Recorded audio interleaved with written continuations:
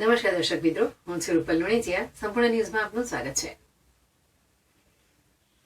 ડીસામાં રાત્રે બે અલગ અલગ જગ્યાએ અકસ્માતો સર્જાયા હતા. ડીસા પાલનપુર હાઈવે પર બે બાઇક સામસામે ટકરાતા બે લોકોને ઈજા પહોંચી હતી, જ્યારે દામા રામપુરા પાસે થાંભલા ટ્રક પલટી ખાતા અકસ્માત સર્જાયો હતો. ડીસા થરાદ હાઈવે પર આજે વહેલી સવારે એક ટ્રક પલટી ખાઈ જતા અકસ્માત સર્જાયો હતો. સિમેન્ટના થાંભલા ભરેલી એક ટ્રક દામા રામપુરા ગામ પાસેથી પસાર થઈ રહી હતી. તે સમયે અચાનક ચાલકે સ્ટીયરિંગ ઉપરથી કાબુ ગુમાવતા ટ્રક પલટી ખાઈ ગઈ હતી.